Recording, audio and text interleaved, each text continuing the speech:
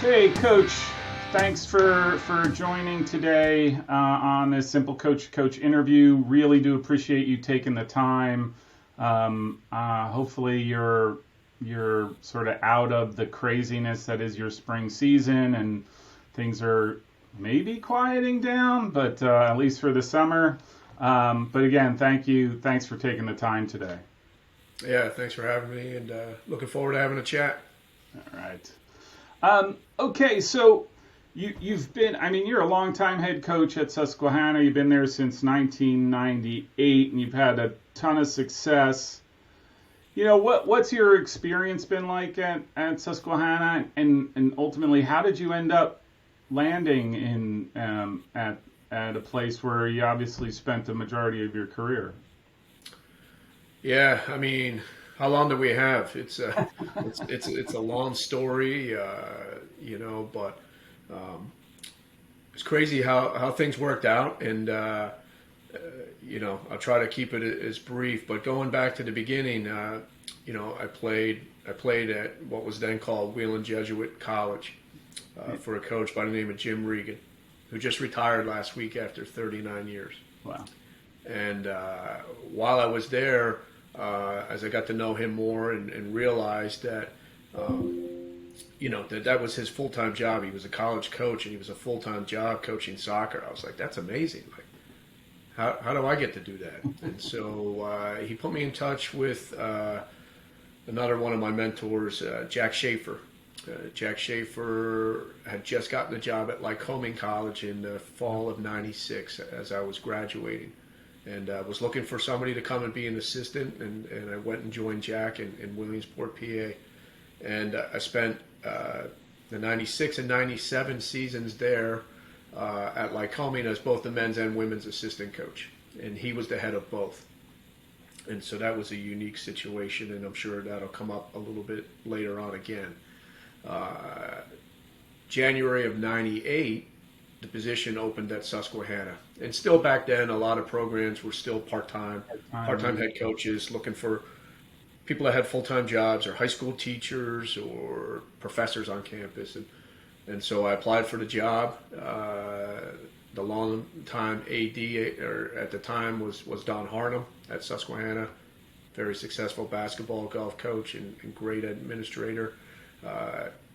I interviewed. He told me I got the job, and after I'd gotten there, he's like, "Oh, we're so glad we got you. You were one of two that applied for the job, and we're real lucky to have somebody like you."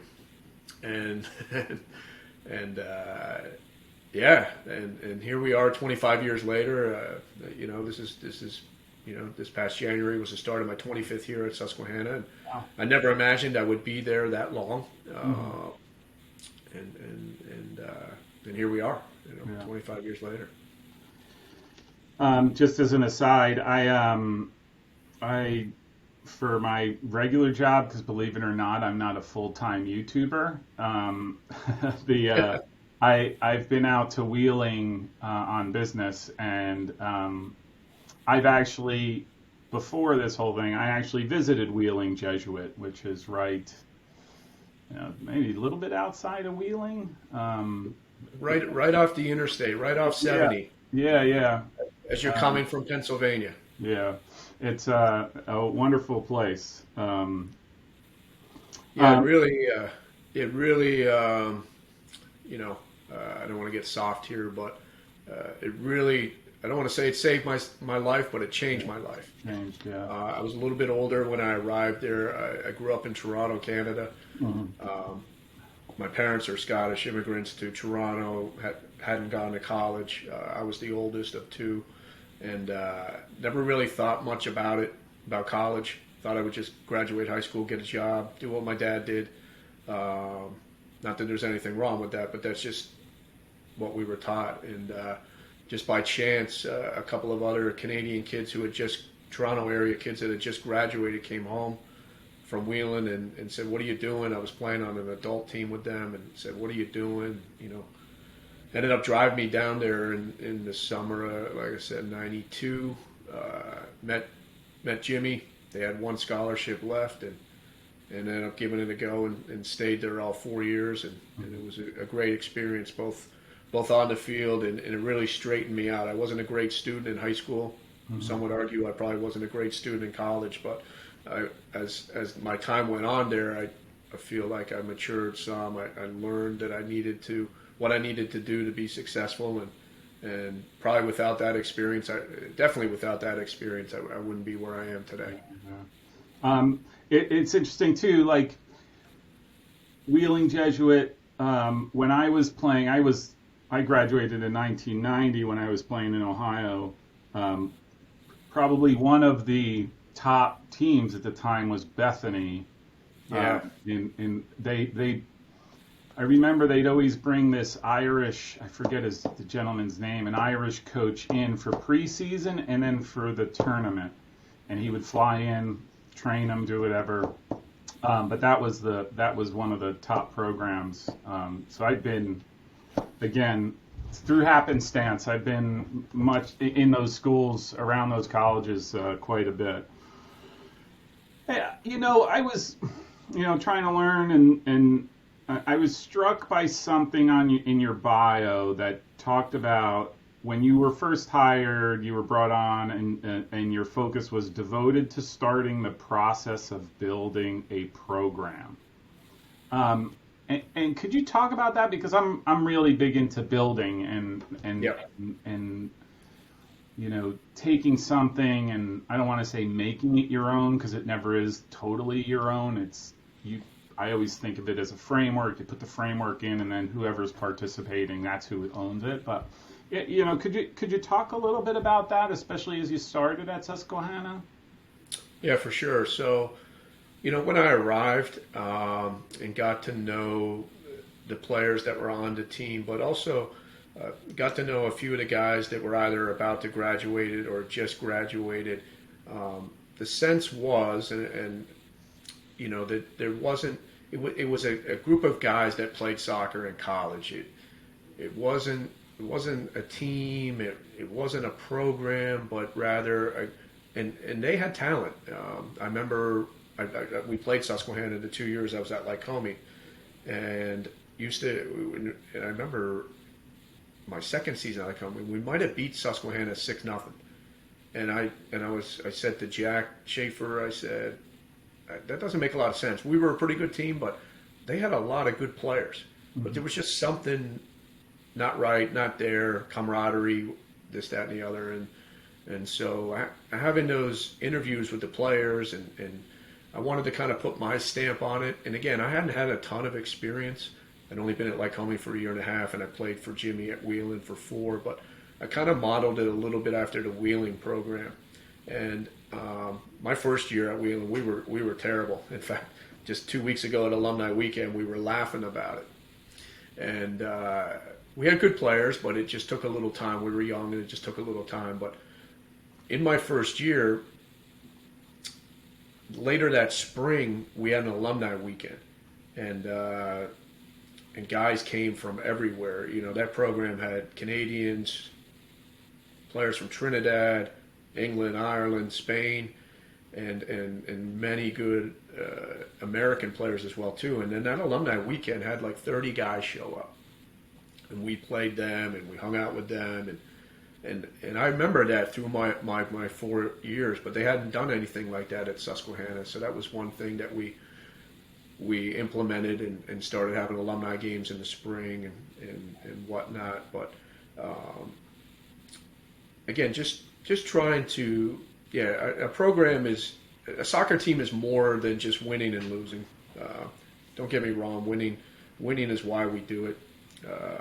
How we do it, though, is in my opinion, is more important. We wanted players to feel like a sense of camaraderie, a sense of community, whether they were our best player or our last player on the roster. And I feel like that's something that I've tried to do to the best of my ability. And again, COVID put a damper on some of those things.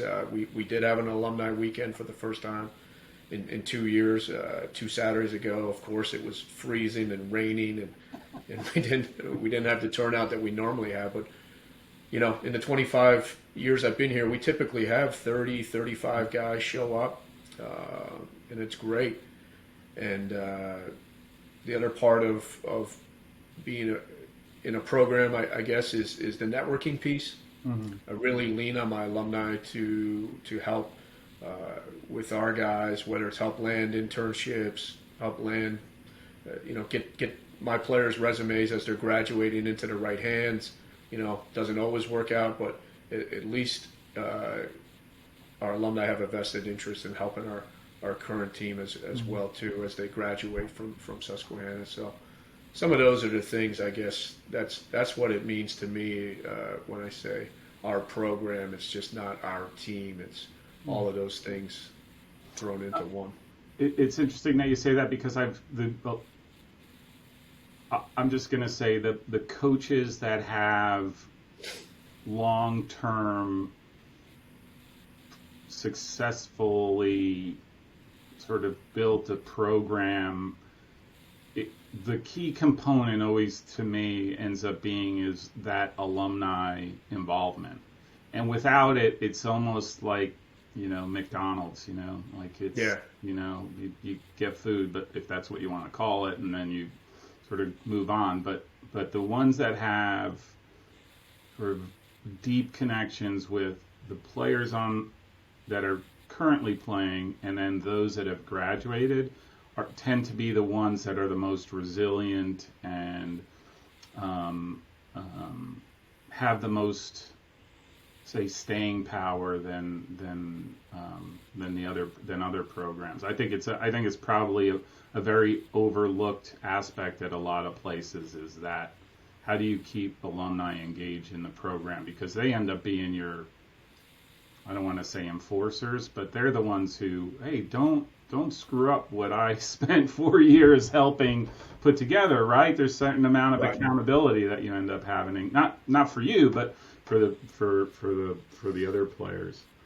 I think it's a good measuring stick too. Like, again, I've crossed paths with many players in my time here, and as a coach, you have different relationships with all the players. But I think it's a good measuring stick to see so many people come back. I couldn't care. It's not about me, but the fact that they still have an affinity for the program. Yeah. Even guys that come back that maybe didn't play a lot, or that player and I didn't have a great relationship, but to see players like that still come back is awesome, and kind of solidifies what we're doing here at Susquehanna. It's not necessarily about you, but it is about you, right? Like, it's a reflection of you, I think, or a coach, right? Like, I think that's ultimately.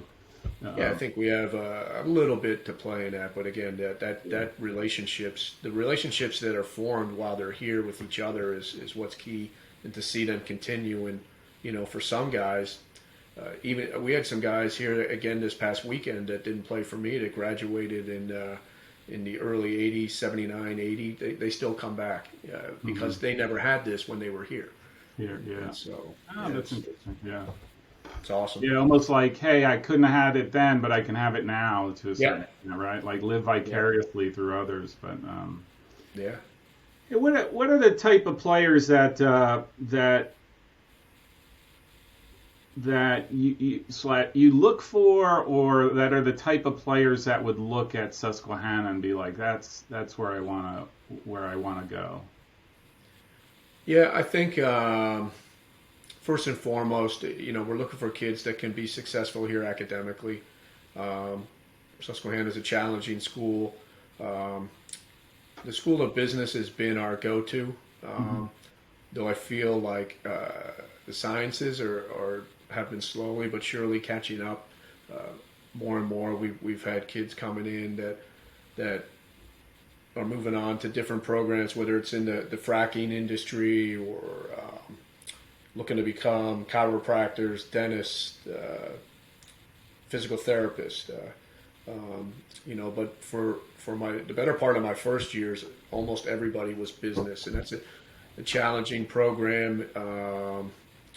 That really prepares our kids for the real world, and you can see by the internships that they're getting and the jobs that they're landing once they graduate. Oftentimes, they're as a result of those internships.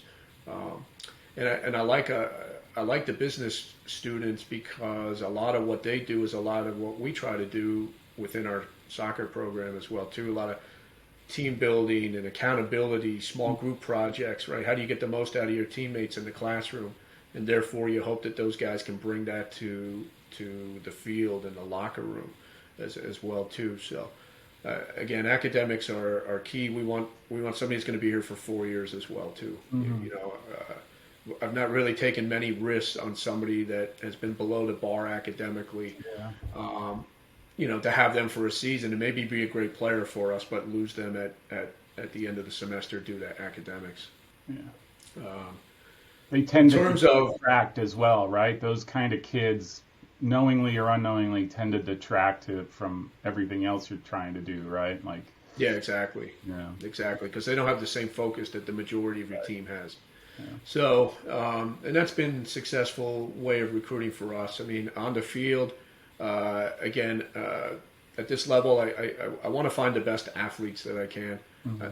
I feel I can help somebody become a better soccer player at age 17, 18, 19. I've yet to find a way to make somebody that's not really athletic more athletic. Yeah. We'll get them stronger. We'll get them quicker. So finding the best athletes is key. When I first started here, some of the best players we had were guys that were 2 and 3 sport athletes in high school. Didn't really have a lot of club experience, but knew how to grind, knew how to battle, and just got better at soccer as their time went on. That has shifted quite a bit, obviously, with club soccer here in the United States changing drastically and kind of, I don't want to say forcing, but club soccer. Forcing. Yeah, you could say forcing. Club soccer. You got to play club soccer. You got to play club soccer year round. And again, that works for quite a few kids, but not for everybody. And so, just having a balance of that, I think, on our more recent teams, we've got some kids that come from some really good clubs that have been that kid that have played soccer year round, probably from about the age of 12 now. But we also have some other kids on our team that maybe don't have the same club experience, that are a little bit more athletic, that are tough, and bring something to the table, and it really gives us a good mix.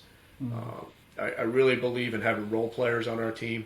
I feel if you have 25 or 6 guys that are all at the same level, it's really hard to keep everybody happy and keep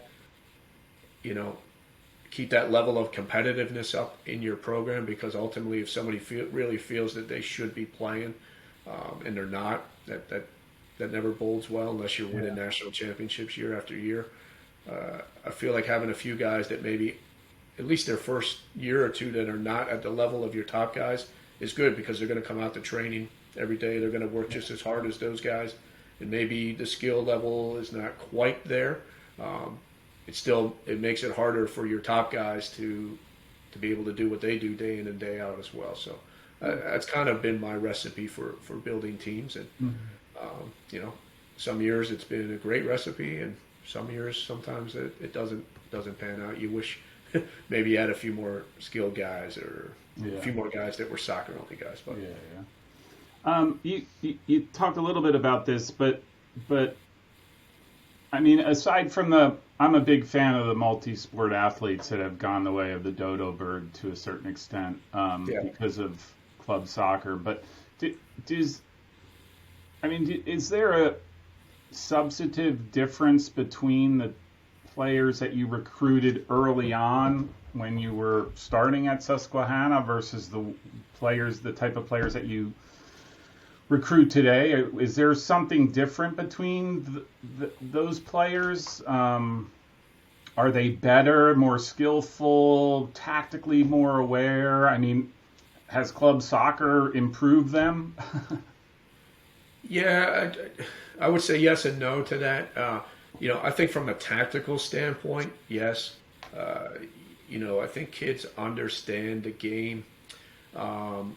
They watch the game more on TV these days than they did in the past. So I think from that side of things, yes. We have some clubs that really preach possession, possession, possession.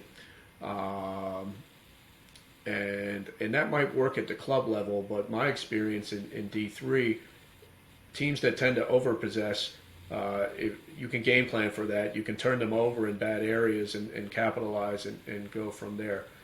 Don't get me wrong, there's some college teams that do possess till the end of the, from start to finish and do very well for it, but some of them, really probably should play a little bit more up-tempo, and I feel like that's kind of our game. We want to possess a bit to draw the other team towards us and get them out of their end, but we're not afraid to hit a longer diagonal ball to our wide guys and attack from there.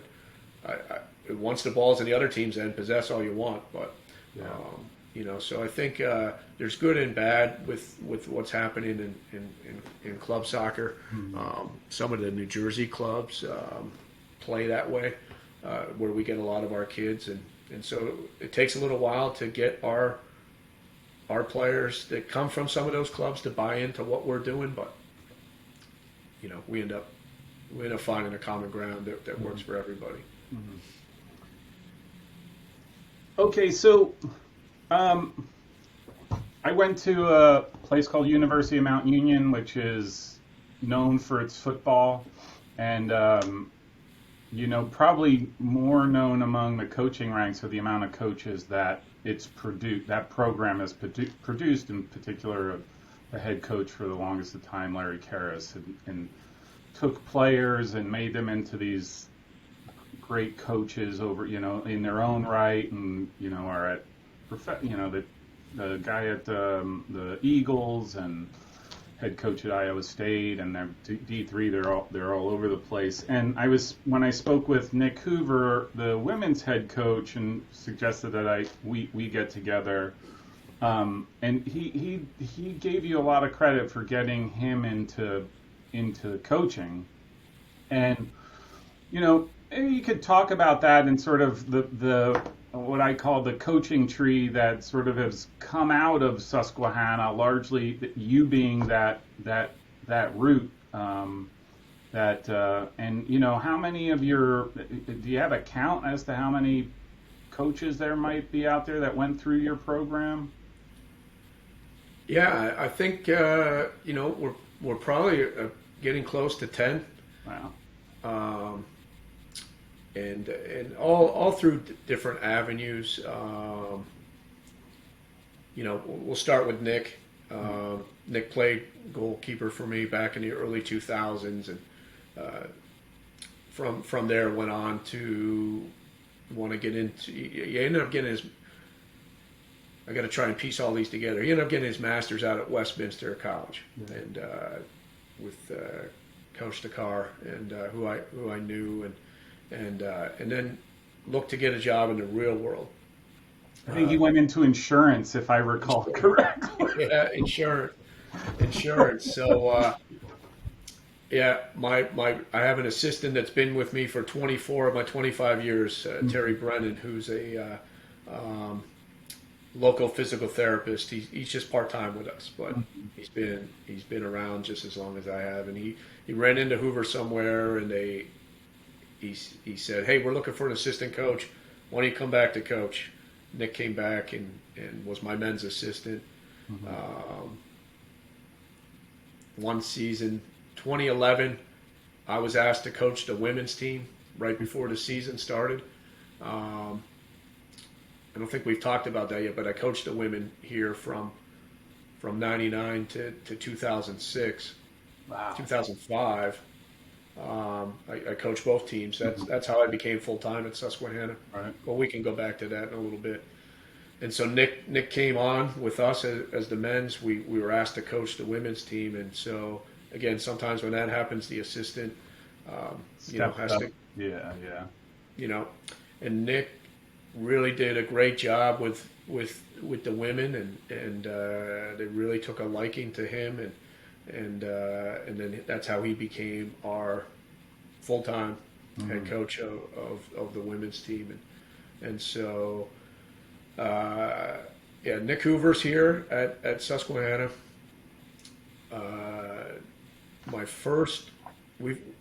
my first, we call them intern assistant coaches. I call it full-time work, part-time pay. The very first one I got was in 2007.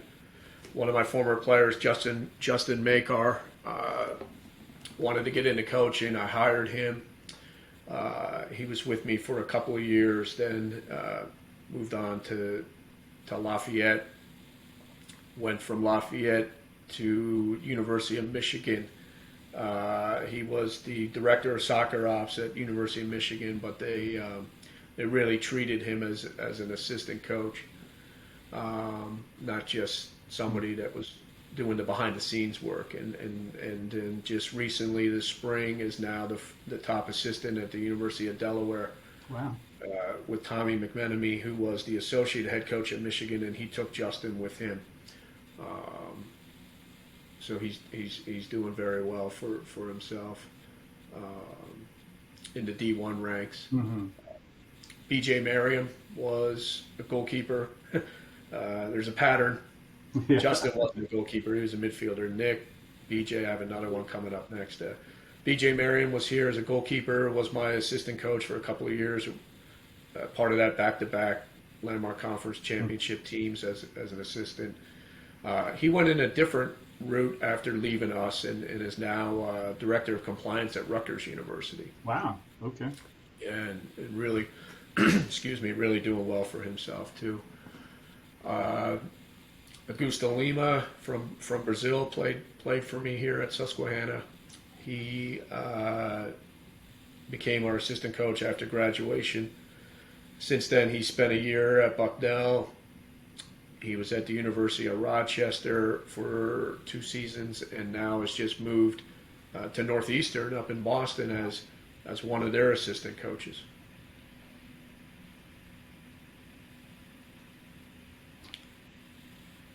And right now, my current assistant, Vincenzo De Liberti, he's the first non-SU soccer player that I hired. He played at Misericordia up in Dallas, and he's been very good. It's been good to not have one of my former players just. Yeah. I don't want to say they always agree with everything I say or do, but that's all they know. And so it's been good for me to have somebody different for the last couple of years. Yeah. We've got a few other guys that. I forgot one. Brandon Cates. Brandon Cates played for me. He went on to coach at Lycoming for a season or two and came back with us. And he's been at a couple of different spots. He was at Lafayette for a year or two, then moved on to Widener, and he just got the head coaching job at Shenandoah University. Oh, wow. Oh, yeah, I saw that. He's a Susquehanna guy. Oh, okay. So those are guys that directly coached with me, that are still in the business coaching. Some guys that played for me that are in the coaching business. Nate Gibney is the head coach at Lycoming College. Yep. Nate played for me, went to Westminster. He was at Vassar. Never coached with us, but kind of did his own thing and has done a fantastic job at Lycoming College as their head coach. He's probably been there for about 6 or 7 years. Soon to join the Landmark as well, right? Yeah, soon to join the Landmark, yeah. I said we used to have an easier time beating Lycoming before Nate got there. The last few years has been a struggle, to say the least, but he's doing a great job. Another player in our program, Brandon Eisenhart, never coached with us, but played here for 4 years. He's currently the assistant coach at Dickinson College on the women's side. And, these are not shabby schools, right? Like, these are not shabby. No. You know, like they're. You mention them all, like, oh yeah. Yeah. You know, these have recognition, right? Yeah, these guys are doing great. And then another player by the name of Ben Wilson. Ben tried out for the team his freshman year. He was kind of a local kid to the area. We did not keep him. He ran track. He had a pretty successful track career, but he came to us his senior year and said, "Look, I just want to be a part of the team. I don't need to play. I want to play, but I don't need to play. I'll do whatever I can." Again, one of those players that just made practice that much more successful, and we kept him. I'm glad we did. He really helped us accomplish our goals that we needed to accomplish. But he's a soccer junkie. He coached with Nick for a couple of years, then went to Moravian women's soccer. He was very successful at the high school ranks, and he was just named the head coach at Delaware Valley College, Delaware Valley University on the women's side. Yep. So I'm getting old. I think I got everybody. That is. Of course, I was going to write it down. That's okay. But I just, hopefully somebody doesn't read this and feel slighted. Listen to this, but hey, and again, your way, not mine. But it's neat to see so many guys in the business, and again, it's I don't look at it, because of me. I often joke. I said, if those guys probably said, if this guy can hold a job for as long as he has in college coaching, then so can I. But all different kinds of players, very intelligent players. Just soccer, like I said, soccer junkies. You have to have a passion for the game to stay in it this long. And all the credit goes to those guys. They've earned everything they've achieved through hard work and dedication and a passion and commitment to the game. Yeah. So you got to feel proud about that, right? Like, hey, you're going to have a legacy of wins and losses, all that kind of stuff. They're going to see it in the record books, but it's got to feel really good to know that through your program, through you have these players out there that trace it back to you. Like, that's got to feel pretty good for you, no? Like, it does feel great and humbling and again, whatever reason they chose to coach, if I played a small part in that, then I feel great about that, and I enjoy seeing them have success, even when it happens against me and my program. More power to them. I'm gonna have to reach out to Nate at Lycoming just to hear his side of the story. So. Yeah, he would be a very good interview as well too. He, I feel like the way he played, the way I played, we were very similar, very competitive, kind of wear your heart on your sleeve. I feel I was that way early on in my career as a coach. Mm-hmm. I think I've settled down a little bit. Mm-hmm. Nate's very passionate about what he does and very good at what he does, and I think he would be a great interview as well too. Okay. Hey, let me ask you, because you mentioned it earlier, and I tried to touch on it a little bit because, my experience in COVID is pretty much what you see, right? Like I've been working from home for a long time, so it really wasn't a big impact. I don't think it was for me, but yeah. How easy, tough was that COVID period where you couldn't play? I don't know if Susquehanna had students on campus, and then could you see them? Could you not see them? Yeah, I think at Susquehanna we were pretty fortunate with COVID and being able to keep the kids there for the majority of it. Obviously, that first fall of 2020 we didn't play, but we were still able to train in small groups and this, that, and the other. And the school lasted until like the middle of November before we had to send everybody home. Mm-hmm. And so we still trained, and it was actually a good thing that year because the NCAA gave Division III the 114 days that everybody else has. Wasn't like the kind of the well, it was like a flip. Like the fall was kind of like our non-traditional spring season. But we had more than 5 weeks, and we had some school rules we had to deal with, but we still had all our days. And then fast forward to that spring, the Landmark Conference had us play 4 games. There was no standings, there was no playoffs, but we had uniforms on. We played some games. We had to wear masks,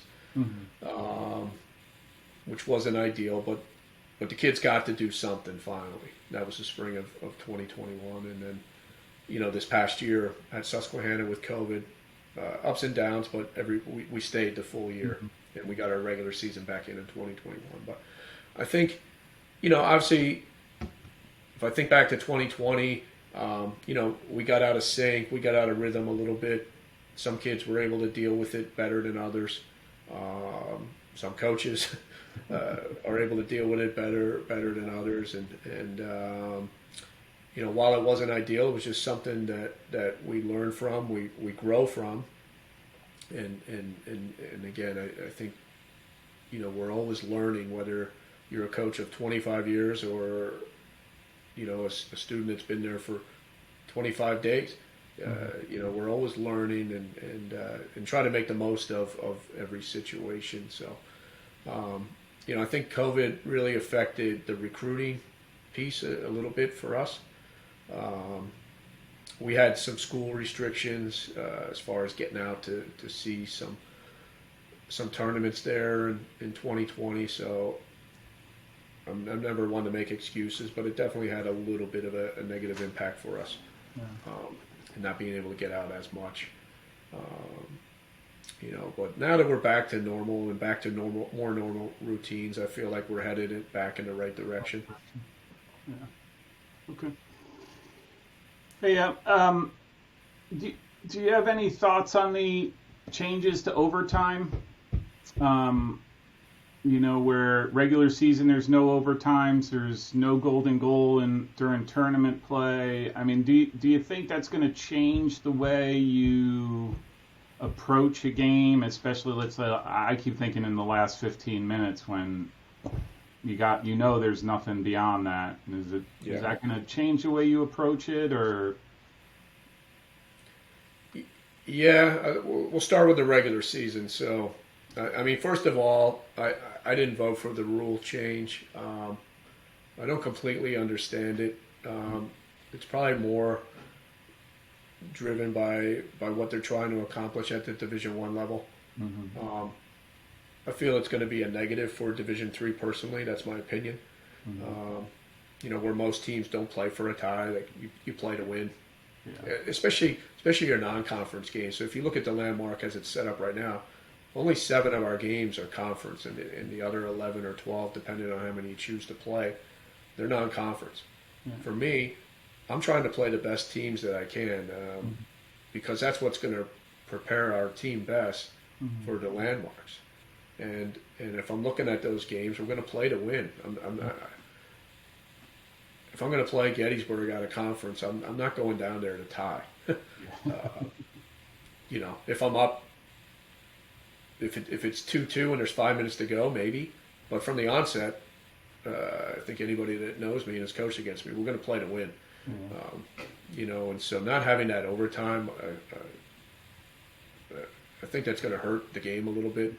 All these ties, draws, whatever you want to call them. I don't think it's good.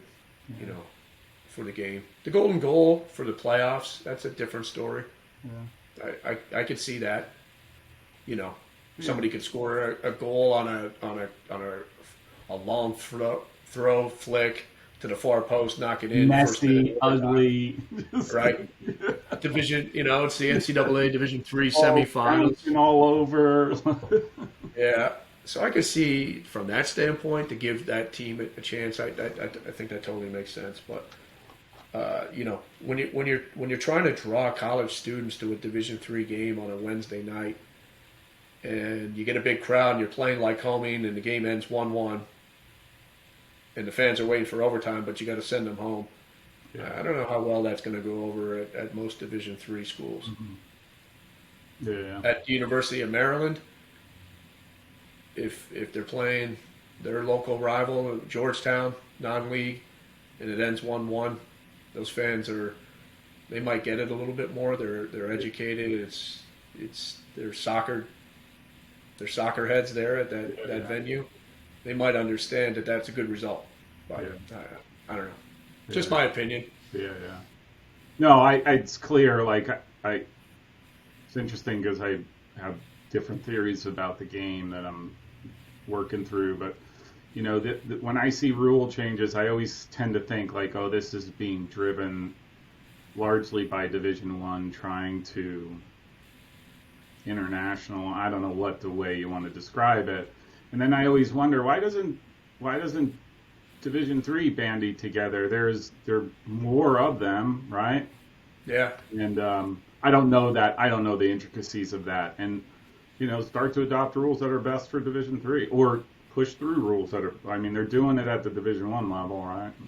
So. Right. Have you followed the Division I century model? The 21st century model, yeah. 21st century model, yeah. I mean, look,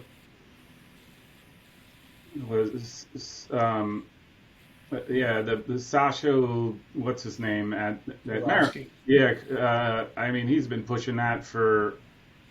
I mean, I started writing for websites back in the 90s, and he was pushing that, right? Like that was his thing, and I don't understand the point, to be quite honest with you.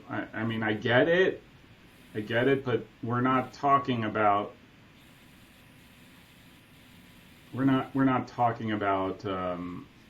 professional, or you know, this is not a. I don't want to say it's not a professional environment. There are kids who will make the professional ranks, but it's not like it's the college football and the NFL, and where all of the players come from the college ranks. I would get that. That is so not the case anymore.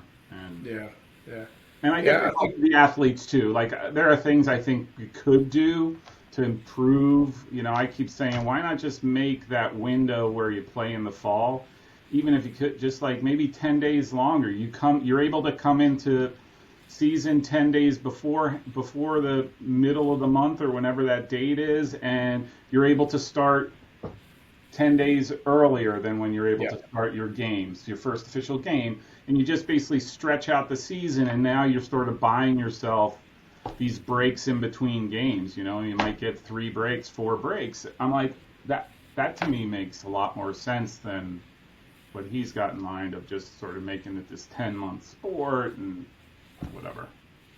Yeah, I think that probably makes a lot more sense. I'll put my administrator hat on here for a little bit, and especially at Division III level, that drastically affects the budget. Oh yeah. You know, because you got to feed and house and so if you're stretching that season out. But I agree. You know, for us, I just got my report date for the fall. We have 10 days. Yeah. You know, it's 10 days before your first game to get a team ready. You know, where even just another week with an extra scrimmage would have been.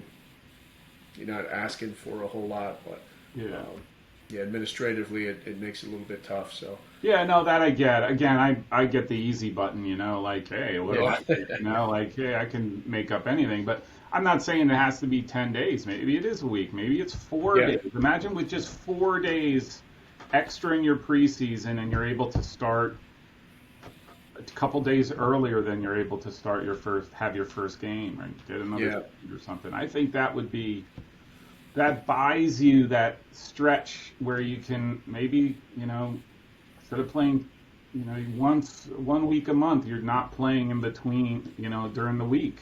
You know, I think that would go a long way. But what do I know? Yeah, I think we'll see what happens. I haven't heard how to vote when, or if they've even had it. I think it was tabled. I think that part, that 21st century, is tabled, which tells me that they don't.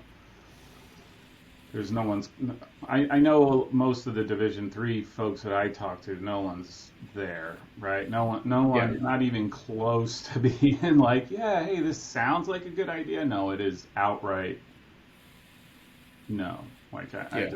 the schools are just not for it. Administratively, like the soccer Yeah. coaches, I think it'll vary. They'll do whatever, but Right. administratively, not even close. Not even Well, close. just it would open a whole can of worms Yeah. because you would have to do it for all the other sports too. Sports, right? And they're like, no way. Yeah, it would just. I think it would just make a mess. Hey, wait.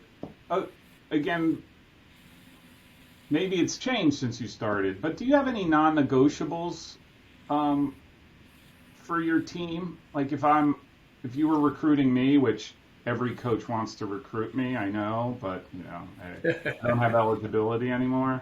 Um, Yeah. like if I'm going to be a part of Susquehanna soccer, do you have things that I have to abide by? Yeah, I mean, just first and foremost, it's a team first mentality. Um, we really just maybe not so much when I first started, but things I've learned over the years. From a recruiting standpoint, one, we want to find the best players, but I'd rather have a better teammate. Mm-hmm. We've maybe had a player or two that has been very good on the field, but um, come to find out when they get here that they're not a great teammate, or they want to question everything that we're doing as a team, and just, don't have a lot of time for that. And also the parents, for me, I want our parents to be very supportive of what we're doing, and for the most part in my 20 plus years here, it's been outstanding. I couldn't ask for anything more, but the times where we have a parent or two that gets a little bit too involved, tends to voice their opinion at games and for everyone to hear, or telling Johnny to do the opposite of what I'm telling him, like that's a non-negotiable for Yeah. us. Like, I have both my kids play soccer, and I'm a soccer coach, and I don't coach them all the time. My daughter played in high school, and my son's there now. Like, I'm not telling the high school coach that they should do this, this, and this. If they ask me, because I am a college level coach, I'll gladly give advice. But I just I feel parents can, in many ways, be positive support mechanism for your program, but it only takes one to really derail that and derail that fast. And knock on wood, I've not had many issues with parents, but I can attribute the one or two situations that we've had. It's had an impact on the team in a negative way. Negative way. Oh yeah. I'm that Before- guy. I'm that guy that stands in the corner, talks to no one, and doesn't yell and wants no association with the middle of the pack, which they're at the 50-yard line. Yeah. Because I can't tolerate it. Like I'm just sort of like, let it be. Like, just watch your kid run around there, and hey, be great. And outside of that, if you don't like it, move on. Like that's sort of my. And I always say you're more than welcome to your opinion, but you just kind of need to keep that opinion to yourself.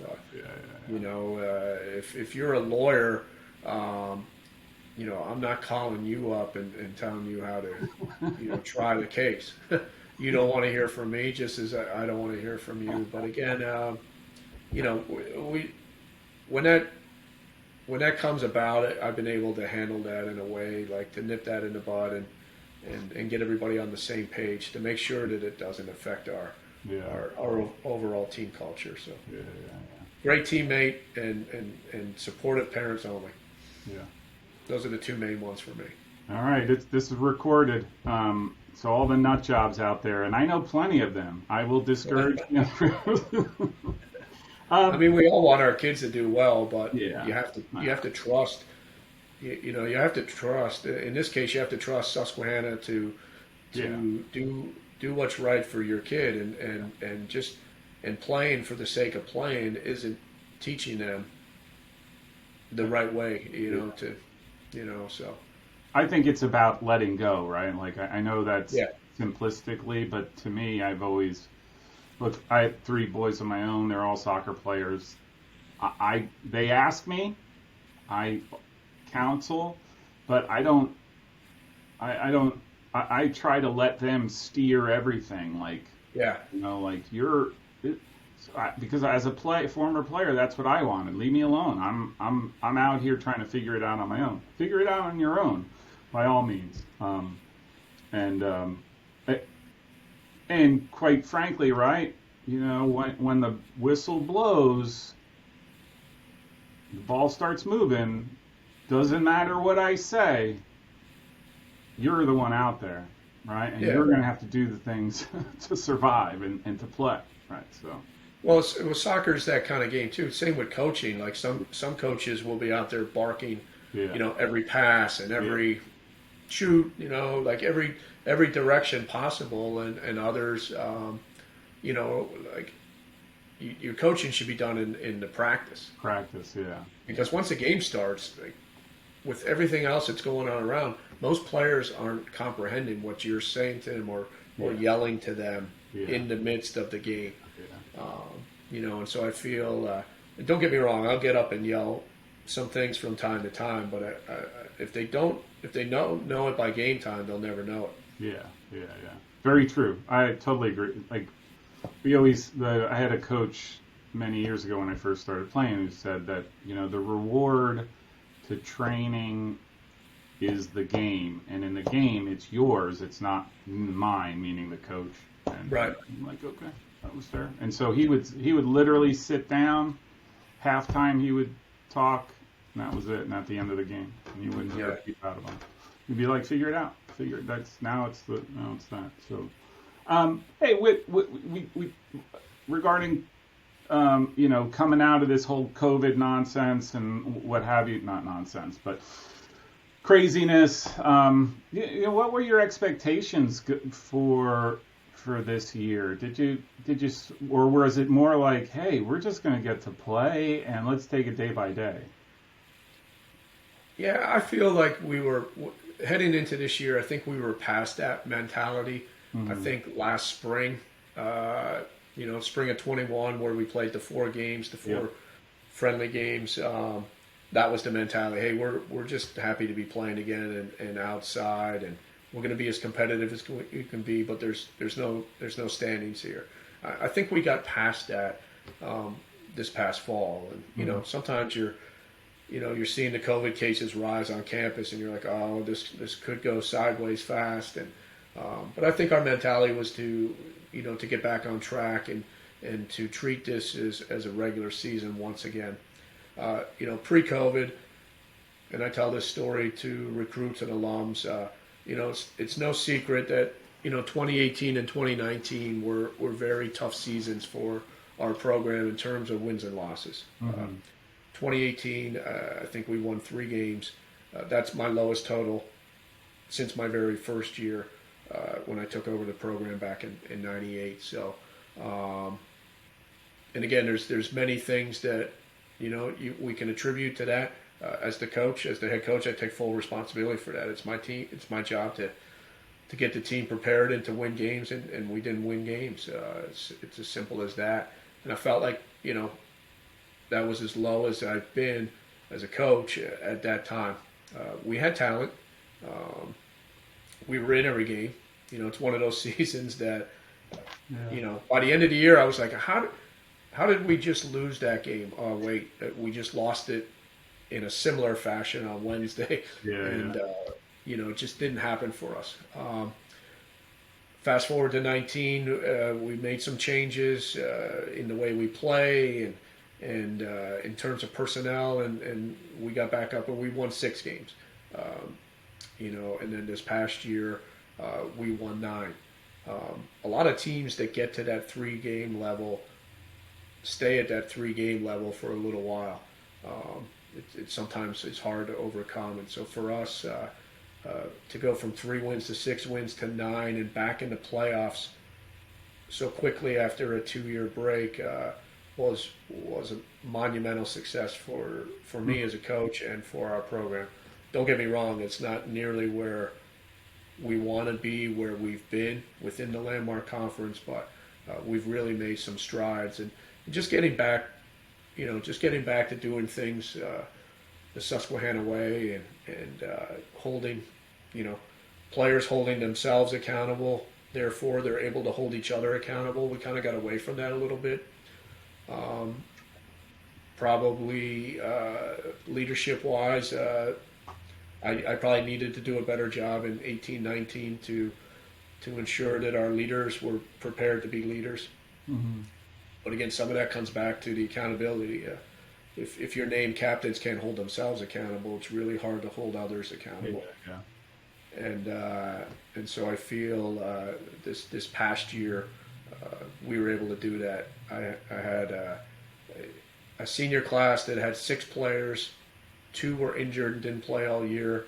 1 was a role player, but the other 3 started for us. Mm-hmm. One in particular, Joe Armstrong, was a center midfielder that just grabbed the team by the scruff of the neck and said, look, this is how we're going to do things this year.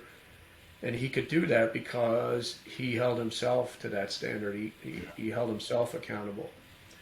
And he was able to get the other 2 seniors to be able to do the same. And so we had really strong leadership and 3 guys that were just willing to lay it on the line day in and day out of practice and game in and game out in the games. And it just has spiraled through everybody else. Mm-hmm. And so, that's our hope, is to continue to keep trending upwards, to get back to the top of the landmark where, we've been, albeit it's been a few years. And it's a tough conference. I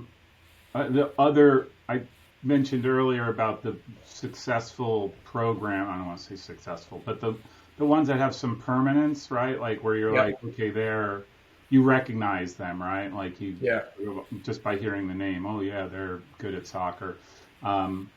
Alumni, but then also the one thing that always comes back is the leadership on the team.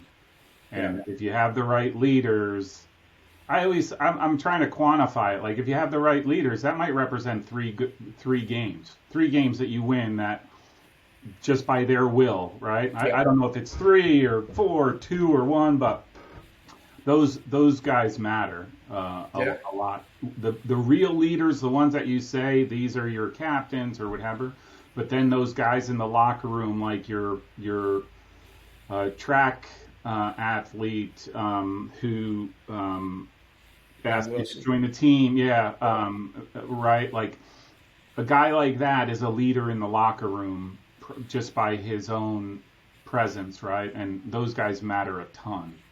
Yeah, and that training as well too. If you see somebody like Ben that's not going to get in the game, most likely not going to get into the game, but he is running harder and faster and working harder on defense than anybody else, then that grows on everybody. I talk about our first championship team in 2008. It was a big senior class. There was like 8 or 9 seniors. 4 or 5 played significant minutes. We had 2 great captains, 2 great leaders in Matt Gaulis, Isaac Labaugh. They were great leaders. They were great players as well. But we had 4 or sometimes 5 other guys in that senior class that didn't play a whole lot.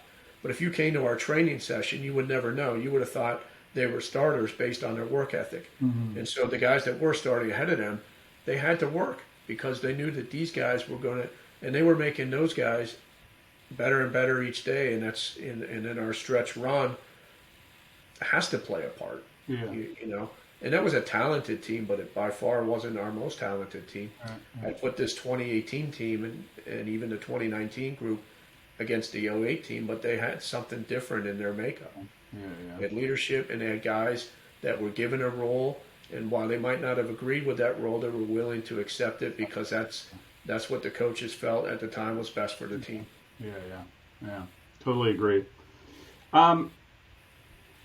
Okay, speaking of the conference, and I noticed this because I actually happened to watch both games.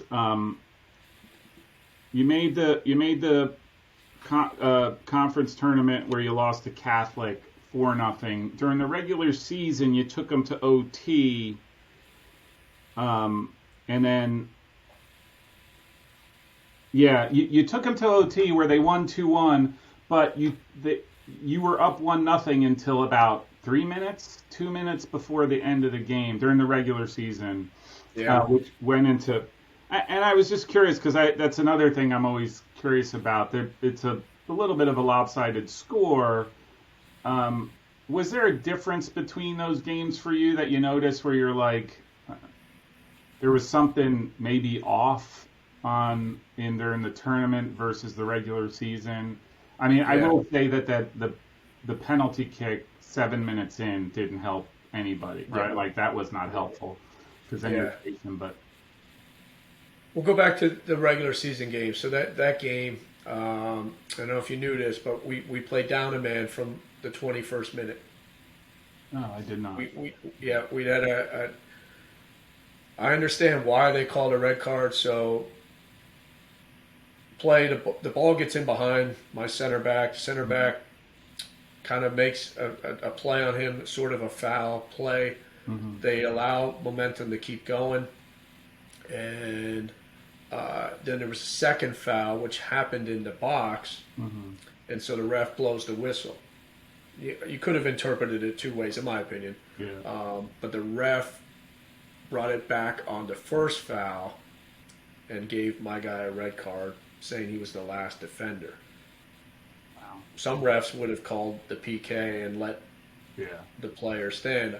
I said you blew the whistle based on the second foul, Yeah. the PK. So, anyways, I'm not a ref. He's not a coach. They called it, and so we ended up going down a man, and we were up 1-0. And quite frankly, we could have been up 2-0.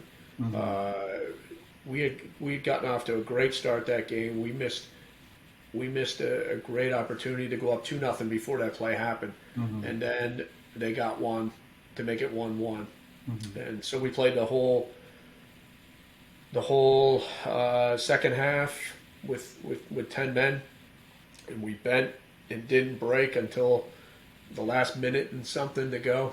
And we actually had chances to counter and go up 2-1 as well too.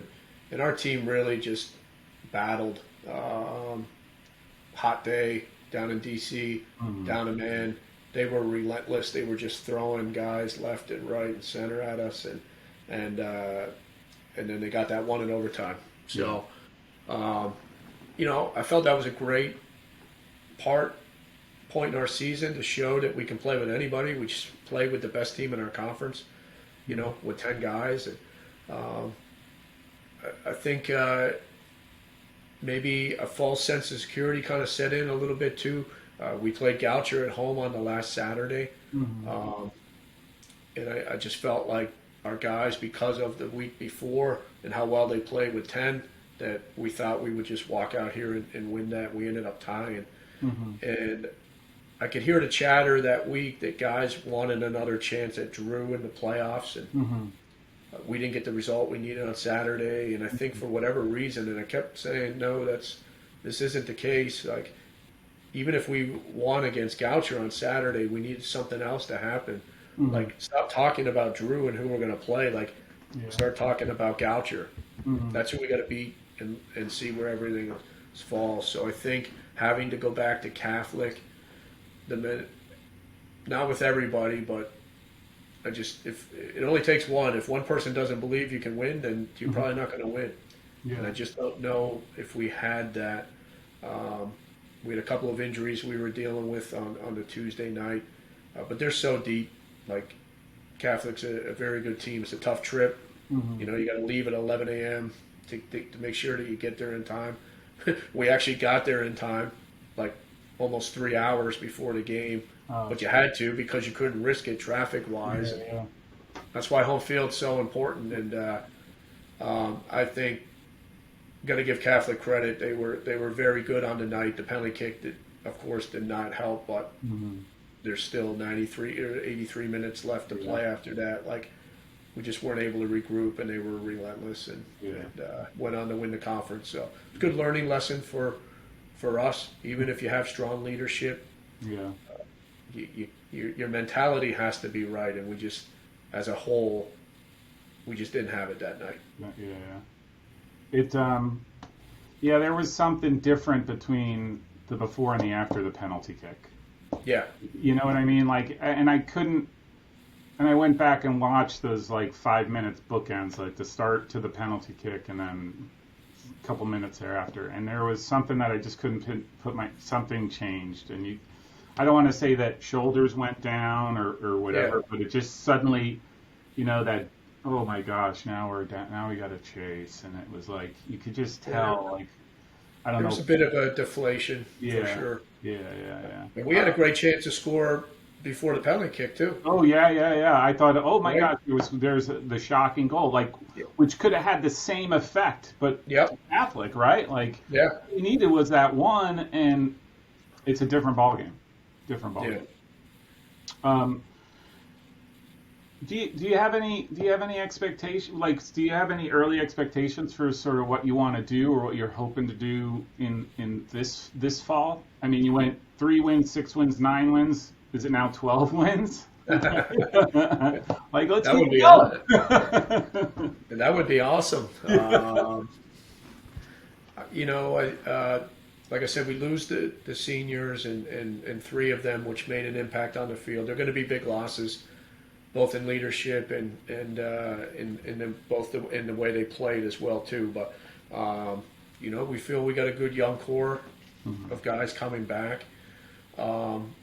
As well as a pretty good freshman class coming in as well too, and so I'm kind of a one game at a time mentality.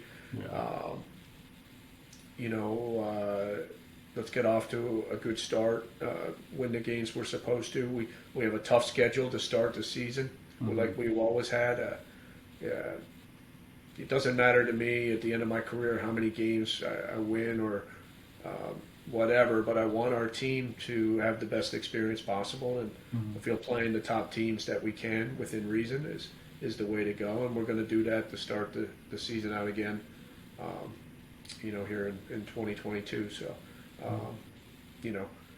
again, I think I said earlier, some very good teams in the conference. I still think Catholic's the team to beat. I know Scranton didn't make the playoffs this past year, and they're going to be chomping at the bit, and they have a very good team as well. Drew, Elizabethtown, all the teams, like all of us have had it. There's been so much parity in the conference since it began in 2007. There's been 5 or 6 different schools that have won the championship.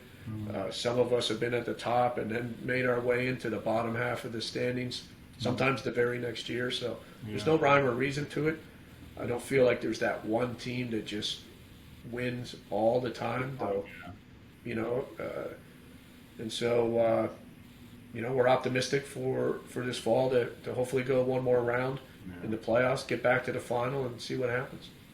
I think that parity explains why, I hate to say it, like in the conference, you guys beat each other silly. It's like I don't want to say the soccer goes out the window because there's some good things that I watch, but there are times where it is a street fight, and that's it's just whoever's left standing is going to be the ultimate winner. So, hey, we okay if we shift over to recruiting and just some questions on recruiting?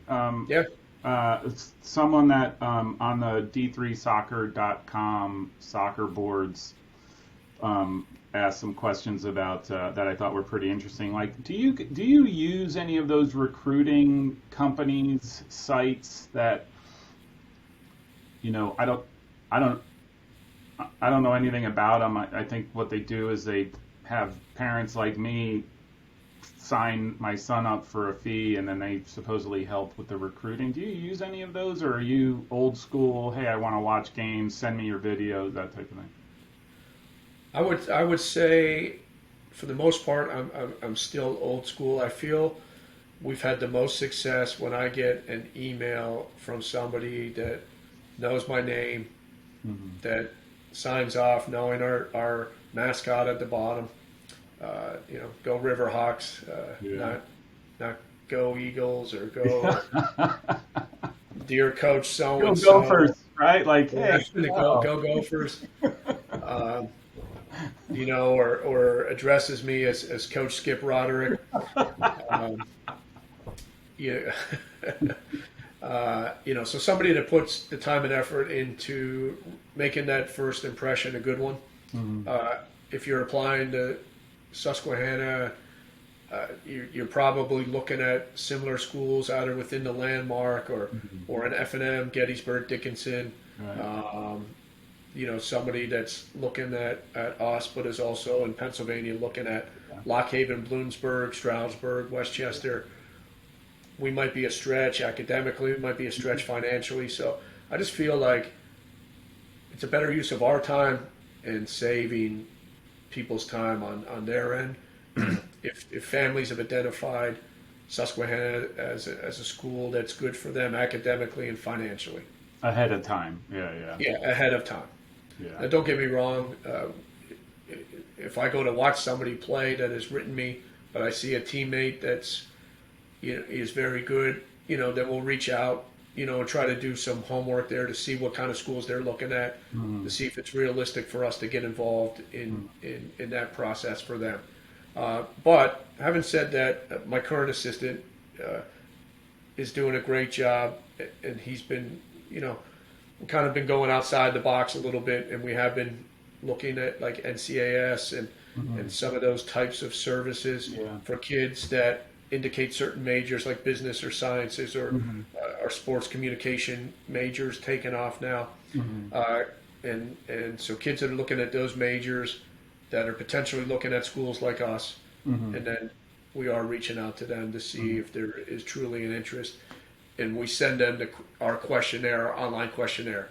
If they fill that out, then we know they have an interest. If they don't fill that out, then we just keep moving on. So a little bit of both. I think we've had to give in a little bit to those services. There is value in them. I don't know enough about them. My son's a sophomore right now, and I get emails once a week saying you got to register him for his page, but I put my daughter through the college process without it, and most likely do the same here, for him. So, does she play college ball? Yeah, my daughter just graduated from York College of Pennsylvania. Yep. She played. Well, she was there 4 years, obviously. Missed the COVID year. She played for Coach Sterner, who was there for the first 2 years, and Kelly Waitman just took over this past year. But they had a really good year. They lost to Messiah in the MAC final. That's a interesting story, Messiah. But it was a good game. York played well in the beginning. Once Messiah got that first goal, like kind of the same thing with us with Catholic. I think it ended up 3-0. She had a good experience. And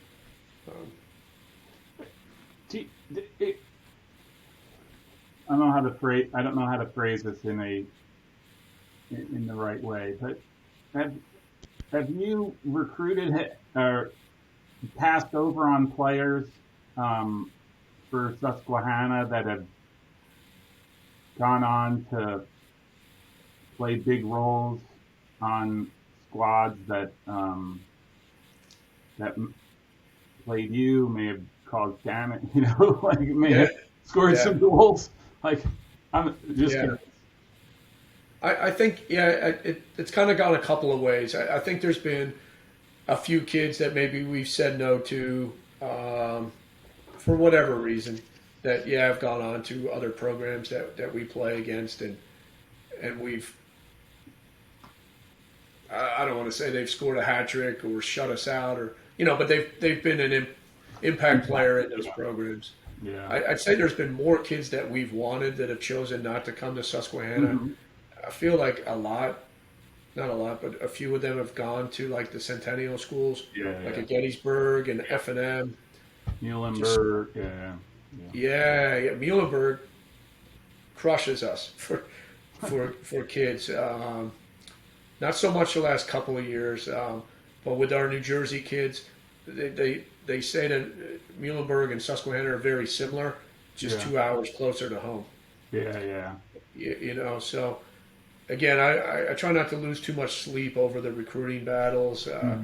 We're going to win some, we're going to lose some, and I feel it's gone the other way. I've definitely heard from some coaches that have said, "Oh, you got so and so," and he's come to us and been an impactful player for us, and so you're not going to win every game.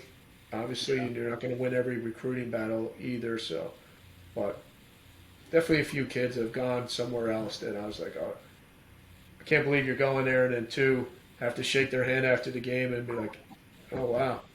And they score and pull up their shirt as I could have gone to Susquehanna or something like that. Yeah, but the coach said no way. Yeah. Just out of curiosity, what are your thoughts on showcase tournaments and the fact that so many are out there? I mean, is that a hotbed for you to recruit from, or do you go to select ones? Yeah, I think we find ourselves going to the ones that the majority of the D3s will go. I think some of the top 25 D3 programs are starting to throw their hat in the ring of, like this past weekend, there was the MLS Next event down in Bethesda, Maryland. And you could recruit every weekend if you wanted. Yeah. There's some type of league or tournament or showcase or state cup or, and so we try to get out there as much as we can, and we'll take a look at, next weekend's Memorial Day, so I'll probably be going to the Delco Showcase in Maryland. Is the Columbia and Potomac tournaments at Germantown, Maryland, that my assistants will bounce between. So, but there's one up in Massachusetts that we have a lot of interest from some kids. You can only be in so many places at once. Yeah. We're going to Virginia, like some tournament in Virginia and around Richmond. Oh, wow. Yeah, and ECNL boys. Yeah. Yeah, that's another one. And so, again, we'll kind of just all the emails that we get, or as we look at our database, look through, the program booklets for each tournament, and whichever ones have the most kids that have expressed an interest. And Susquehanna is where we'll try to get to. These days, though, we do rely more or just as much on film, game film. Yeah. Kids make highlights, which are great, but I would spend the time watching a full game because I want to see what they do, when they don't have the ball, or what's their movement like, or what's their work rate to get the ball back. I don't want to just see your best passes or your best tackles or your best goals. Yeah. Okay. And do you run your own ID camp? And are those important for you in terms of just indication of interest for a player who will show up at your camp?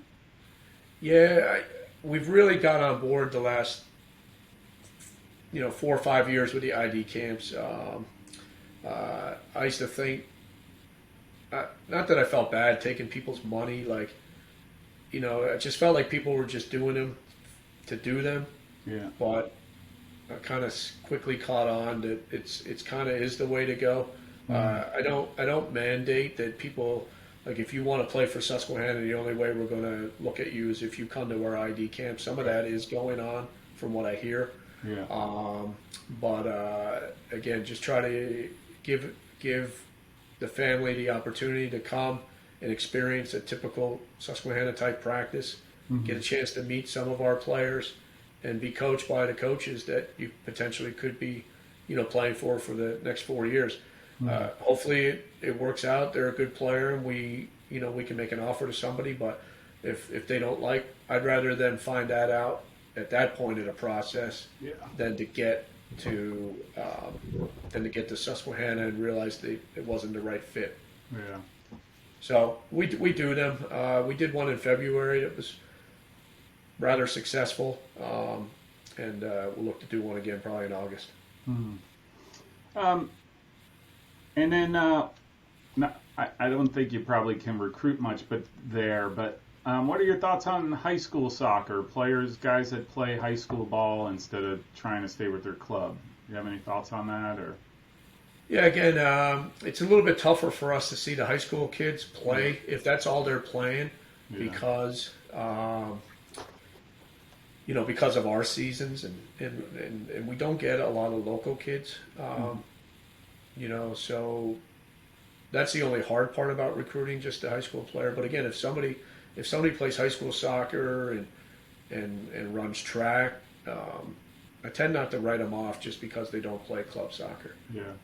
But club soccer is the easiest avenue for us to recruit them. Right. Well, it doesn't, right, because otherwise you're, middle of your season. I'm sure the last thing you want to do after spending, 3 hours, 4 hours on a soccer field to then go drive to go watch a high school game somewhere. Right.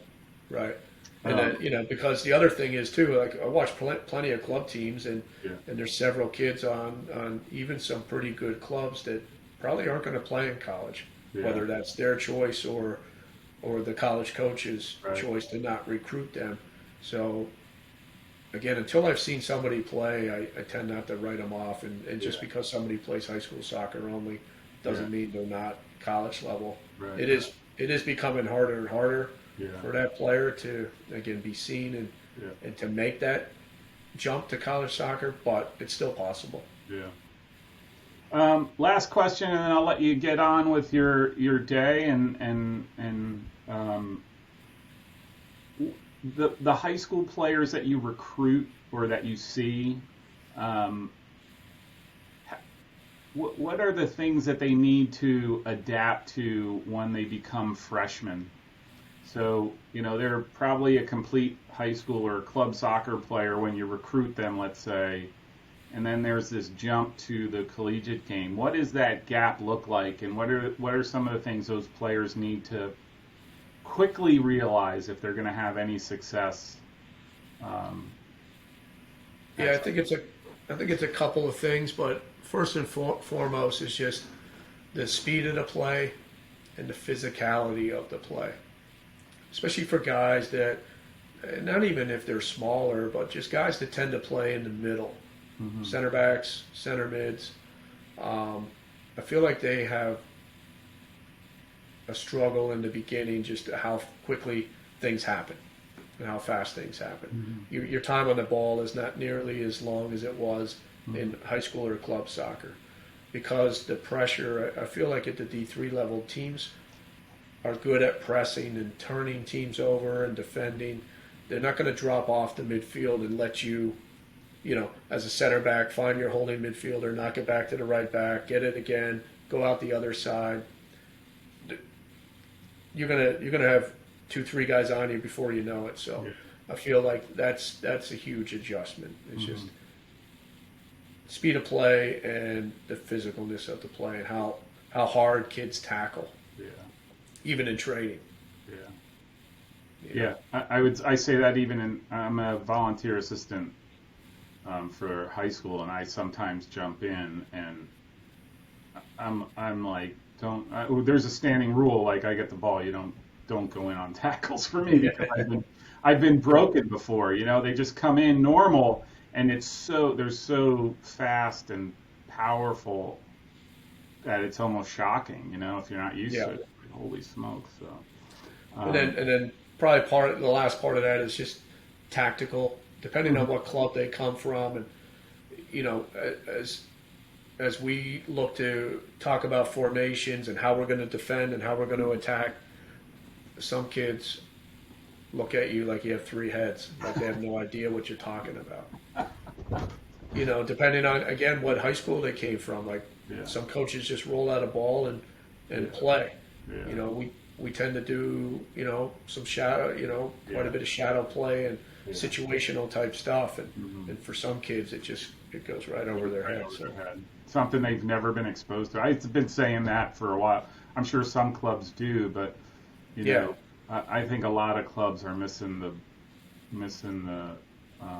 point for a lot of that shadow play, and they have their own version of throwing the ball out and having them play, right? And that's what they end up doing, and they focus in on the speed and the press, and that's about it. And then you got guys who you put them on a field where you expect a certain positional discipline, and they're just like, that's not me. You know, like they just running around and like, what are you doing? But that's another one of my theories, pet things that I think about. But very well, Coach. Thank you very much for taking the time. This was fantastic. Very kudos to Nick Hoover for suggesting that I reach out and that we speak. This was a great discussion, and hopefully maybe I'll reach out again if you're amenable before the preseason and carve out a little bit less time and just to check up and see how that'd be great. Going and setting yourself up for August. And I would, one of these days, don't be surprised if some guy walks up to you after a game and says hello, and because I definitely would love to get out to Susquehanna and check it out and hopefully check out a game. Yep, you're more than welcome, and hopefully we'll see you out there at one of these games sooner than later. Yeah. All right, Coach. Great to talk to you. Thanks.